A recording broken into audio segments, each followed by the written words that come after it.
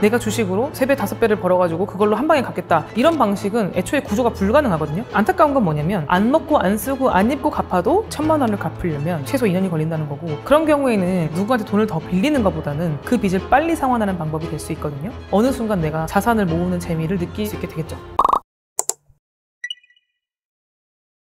몇백만 원이나 뭐 1000만 원이나 이런 작은 금액이 빚이 빚을 부르는 구조까지는 아니에요. 보통 어느 순간부터 빚이 빚을 부르는 구조가 되냐면, 소득이 원리금을 갚기가 어려워지는 구간에 딱 도달을 하게 되면 그때부터 시작이라고 보시면 돼요. 그러니까 예를 들면 내가 300만 원을 버는데 월세 내고 이런 것들은 내가 쓸 수 있는 돈이 아니니까 그런 거 빼고 최대한 아껴서 갚을 수 있는 돈이 만약에 150만 원이다. 근데 원리금이 160만 원인 거예요. 그럼 이 사람은 매달 마이너스 10만 원씩 되는 거잖아요. 그러면은 그때부터 이 사람은 언젠가 무조건 연체가 되는 사람이 될 수밖에 없는 거죠. 우리가 돈을 빌리는 이유가 두 가지잖아요. 자산을 구입하기 위해서 담보대출을 빌리거나, 아니면은 어딘가에 사용을 해야 되기 때문에 빌리거나, 예를 들면 병원비가 급하다 그래서 500만 원을 빌리거나, 또는 영업직이라서 차량이 필요한데 차가 없어 이러면은 이제 대출을 받을 수밖에 없잖아요. 차이는 뭐냐면 앞에 거는 담보대출이고 후자는 신용대출, 소비성 대출이잖아요. 그러면 대출을 받아서 내가 그 돈을 현금으로 갖고 있는 게 아니고 사용하고 없잖아요. 그러면은 나는 이미 돈이 없는데 써버렸어요. 그러면은 그 마이너스를 메꿔야 되는 거잖아요. 그러니까 담보대출에 비해서는 이거는 팔아서 갚을 수 있는 건데, 이거는 앞으로 내가 벌어서 갚아야 되는 거잖아요. 그러니까 힘든 거죠.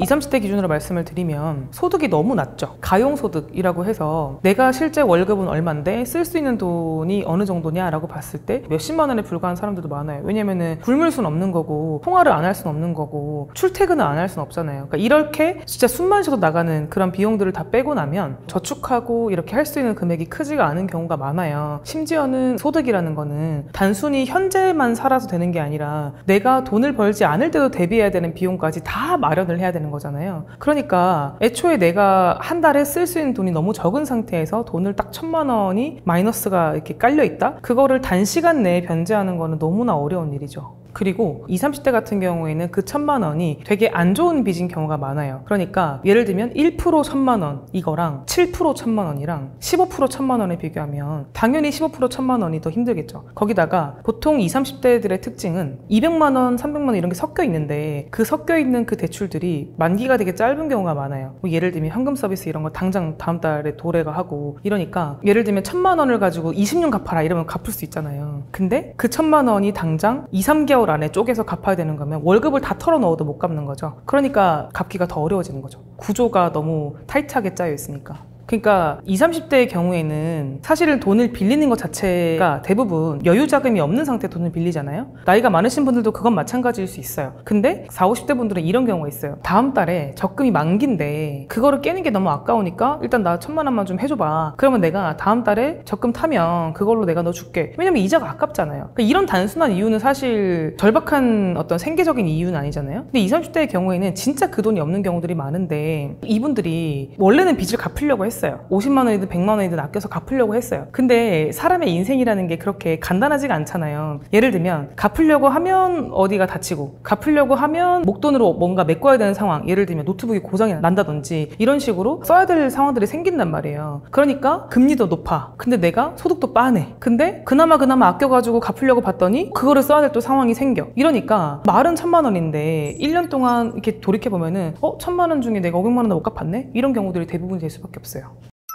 223만 원인 서울 사는 20대 청년, 뭐 이런 사람을 기준으로 보자면, 이 사람이 223만 원이나 버니까 1000만 원 갚는데 보통 5달이면 갚을 수 있는 줄 안단 말이에요. 근데 그게 아니라 사실상 이거를 갚으려면은 그 223만 원에서 뭐 월세 진짜 뭐 싸게 들어가서 한 50만 원 정도 들어간다고 치고, 관리비 내고, 그 다음에 교통비, 통신비, 기타 뭐 의료비용 뭐 이런 거 다 이제 빼고 나면 대충 이 사람이 뭐 쓸 수 있는 돈이 한 50만 원이라고 칠게요. 그러면은 50만 원씩 갚을 수 있는 사람이 1000만 원을 갚으려면 대략 22개월 정도가 나와요. 그러니까 거진 2년이죠. 심지어는 그거는 정말 그 사이에 아무 일도 일어나지 않고 갑자기 뭔가를 지출해야 될 큰 일이 없는 경우, 20, 30대는 심지어는 뭐 축의금도 많이 내야 되고 없는데 나갈 때는 많은 그런 나이잖아요. 그러니까 제가 진짜 이런 걸 최소한으로 잡아서 그렇지, 솔직히 서울에서 50만 원으로 가기 어려운 주거 환경도 많고 그런 것들을 다 포함해서 얘기하면 사실 50도 힘들어요. 힘든데 그나마도 갚는다고 이상적으로 봤을 때 최소 2년이 걸린다는 거고, 2년이 걸린다고 플랜을 짜면 한 2년 반 정도 걸리겠죠. 그러니까 그만큼 어려운 일이다 라는 거를 꼭 아셔야 될 것 같아요.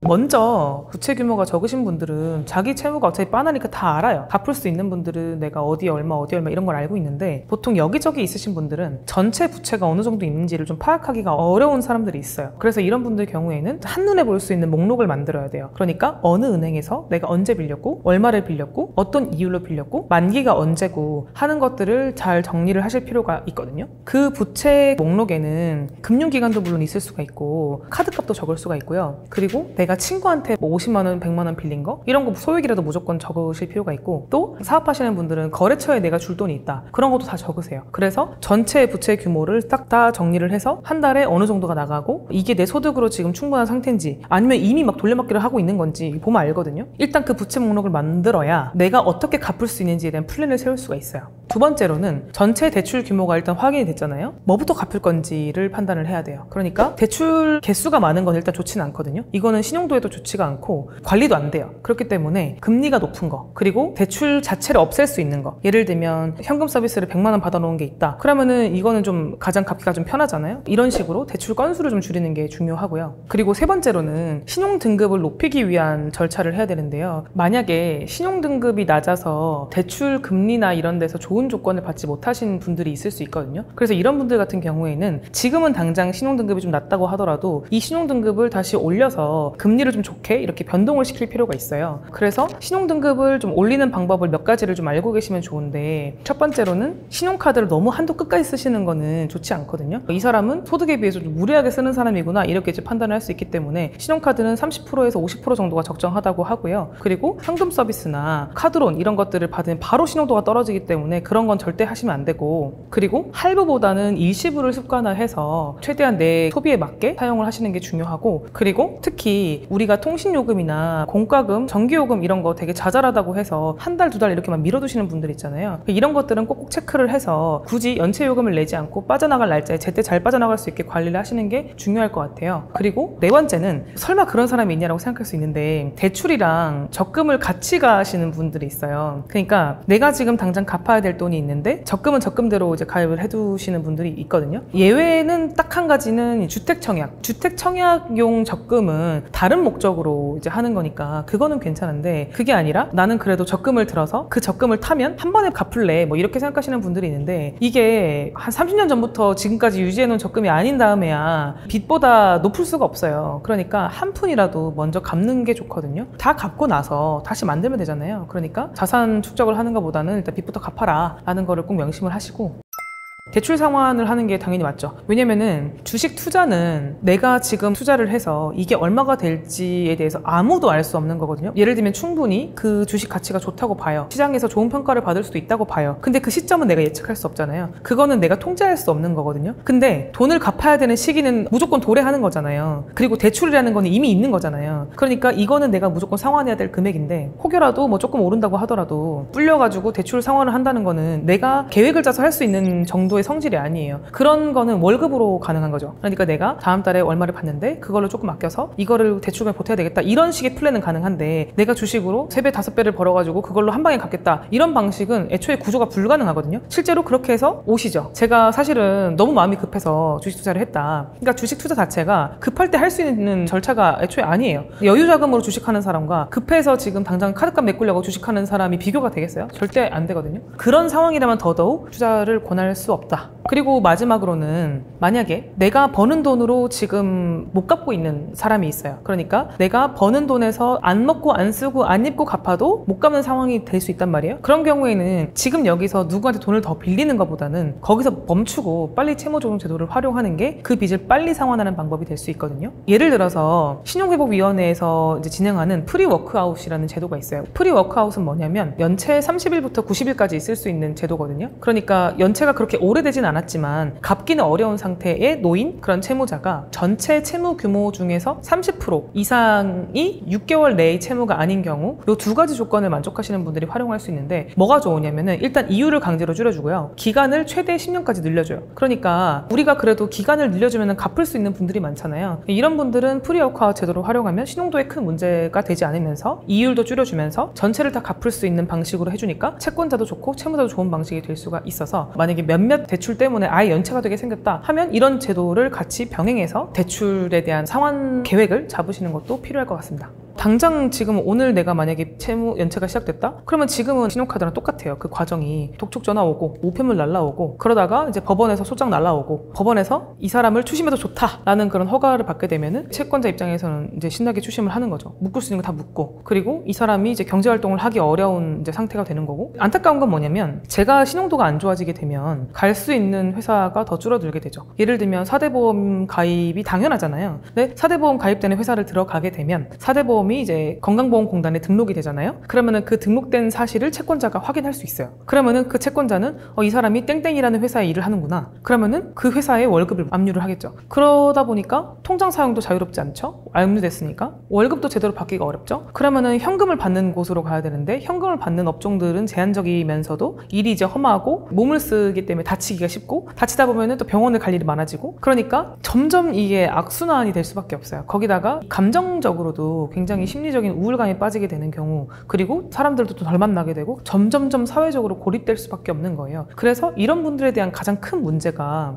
복지, 이 사람들에 대한 그 사회비용이 증가한다는 거예요. 우리나라에서 이런 이제 개인회생이나 개인파산 제도를 만들고 사람들이 이거 너무 채무자들만 좋은 거 아니냐, 이 사람들을 구제해주는 게 맞냐 뭐 이런 얘기를 많이 하잖아요. 근데 반대로 생각을 해야 될 게 뭐냐면 이 사람들이 결국 고립되었을 때 이 사람들은 일반적인 직장을 다닐 수 없어요. 돈을 못 버니까. 그럼 이 사람이 뭐 달방 살고 뭐 고시원 살고 이러면서 아프고 병들고 일도 못하고 그러면 이 사람이 살아는 있지만 경제활동을 못하는 사람들이잖아요. 그럼 이런 분들은 대표적으로 복지의 혜택을 받는 사람들이잖아요. 그러니까 우리가 내는 그런 이제 세금들의 재원으로 이런 사람들에 대한 지원을 해야 되는 그 규모가 증가하게 되는 거예요. 근데 그게 바람직하진 않잖아요. 이거를 결국 끊어줘야 된단 말이에요. 그러니까 그 끊어주는 방법 중에 하나가 사실 개인회생이랑 개인파산이라는 제도거든요. 그러니까 이 사람들은 돈을 안 갚는 거다. 그러니까 이 사람들은 구제시켜줄 필요가 없다. 물론 그런 관점도 있죠. 근데 반대로 그럼 이 사람들을 구제해주지 않으면 어떻게 되는가 라고 봤을 때는 또 다른 비용이 증가가 될 수 있다 라는 거를 꼭 사람들이 명심했으면 좋겠어요.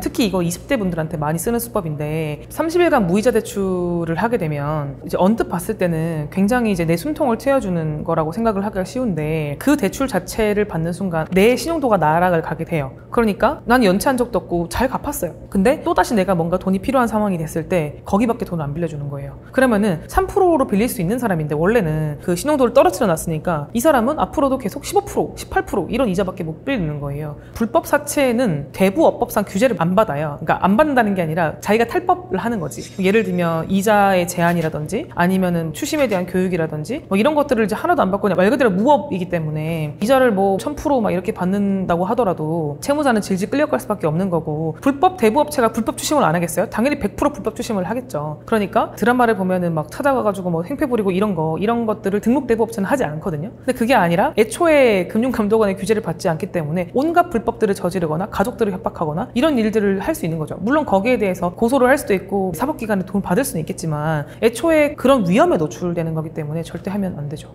우리나라에 채권의 공정한 추심에 관한 법률, 줄여서 채권자 추심법이라는 게 있는데 채권자들이 채무자를 추심할 때 어떠한 방식을 지켜서 추심을 해야 된다라는 이제 법률이 있어요. 근데 그 법률 안에서 채권자가 합법적으로 채무자를 찾아갈 수 있는 방법이 있는데 그게 채무자가 연락을 안 받을 때예요. 그러니까 채무자가 전화를 피하게 되면 이 채권자는 이 채무자를 수소문해야 되잖아요. 그러니까 가족한테 가서 혹시 땡땡땡씨 연락이 되냐 이런 걸 물어볼 수가 있게 되는 거죠. 알리고 싶지 않아도 내가 전화를 안 받게 되면 내가 빚을 못 갚은 사실이 만천하에 알게 되는 직장이나 또는 본가 이런 곳에 이제 알려지게 될 수밖에 없는데 그런 데에 대한 대응이 안 되는 거죠. 하지만 내가 어쨌든 연락이 잘 되고 하면 방문 추심을 막긴 어려워요. 연체를 했다면 방문 추심은 할 수 있는 거니까. 다만 주변에 알리는 것까지는 내가 전화를 잘 받으면 막을 수 있다. 사실 연체가 된 거를 어떻게 뭐 전화 받는 걸로 구제할 수는 없어요. 근데 이거는 왜 그러냐면 채무자들의 심리가 입지가 너무 좁아져요. 내가 사실은 돈 못 갚은 것 자체를 죄로 생각한단 말이에요, 채무자들이. 근데 그 전화를 안 받아서 주변 사람들이 알게 되면 내 입지가 더 좁아지게 되는 거잖아요. 특히 어떤 직장의 경우에는 그게 알려지는 순간 잘리는 경우도 있고, 물론 그게 잘리는 게 합법은 아니에요. 근데 사실은